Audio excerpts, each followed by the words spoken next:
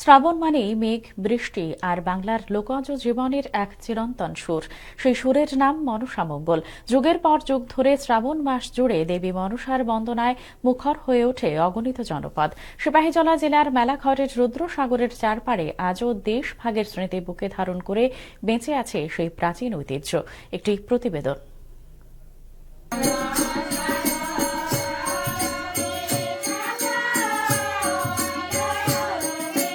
রুদ্রসাগরের জল যেন আজও বহু না বলা স্মৃতির ভাষা খোঁজে।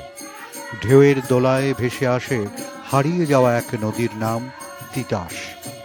দেশভাগের উত্তাল সময়ে সেই নদীর পাড় ছেড়ে জীবিকার সন্ধানে যারা এসেছিলেন এই জলভূমিতে, তারা সঙ্গে করে শুধু সংসার আনেননি, এনেছিলেন তাদের গান, বিশ্বাস আর লোকজ স্মৃতির অমূল্য ভাণ্ডার। শ্রাবণ এলেই সেই স্মৃতির দরজা খুলে যায়। শ্রাবণের সন্ধ্যায় দিনের আলো নিভে এলে রুদ্রসাগরের চারপাড়ের প্রতি ঘরে জ্বলে ওঠে ধূপ আর দীপ। তারপর ধীরে ধীরে ভেসে ওঠে পাঁচালির সুর।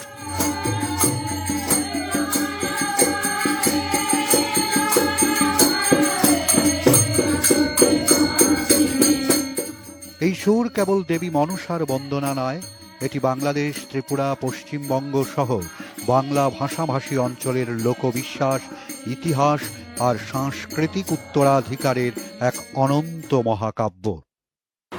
আমরা আজকে এই বই প্রায় 30-32 বছর ধরে আমরা এই বই পড়ছি। সন্ধ্যা হলে সবসময় আমরা সন্ধ্যা হলে শ্রাবণ মাস এলে কখন মানুষের সবাই আমাদেরকে ডাকে, কখন আমরা যাব এদের বাড়িতে ওদের বাড়িতে। আমাদের খুব আনন্দ হয়। তারপর আমাদের পাড়ার মধ্যে আমরা সবাই একত্রিত হয়ে আমরা এই বইটা পড়ি। আজকে 30 বছর ধরে আমরা বইটা পড়ছি। মনসামঙ্গল বাংলা সাহিত্যের অন্যতম শ্রেষ্ঠ মঙ্গল কাব্য। দেবী মনসার পূজা প্রতিষ্ঠার সংগ্রাম, চাঁদ সদাগরের অহংকার, লক্ষিন্দরের অকাল মৃত্যুর বেদনা, বেহুলার অবিচল প্রেম ও আত্মত্যাগের এই কাহিনী শতাব্দীর পর শতাব্দী ধরে বাঙালির বিশ্বাস, সংগ্রাম ও মানবিকতার প্রতীক হয়ে আছে। মেঘনা, পদ্মা, তিতাসের জল ছেড়ে এলেও রুদ্রসাগরের চারপাড়ের জলজীবী সম্প্রদায়ের বর্তমান বাসিন্দারা এখনো ভুলে যাননি নদীর স্মৃতি। তাই এই জলেই তাঁরা খুঁজে নিয়েছেন আপন সংস্কৃতির প্রতিচ্ছবি।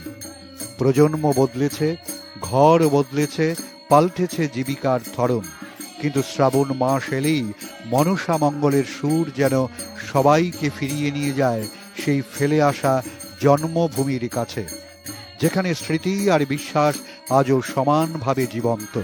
সেই দেশ বিভাগের পরে এই দেশে আসার পরে সেই মনসাকে নিয়েই আমরা, যেহেতু আমরা মৎস্যজীবী, জল এবং মৎস্যের সাথে আমাদের ওতপ্রোতভাবে জড়িত, সেটাকে আমাদের জীবিকা নির্বাহ করার জন্য আমরা সবসময় আমরা এটাকেই ভরসা করে চলে থাকি।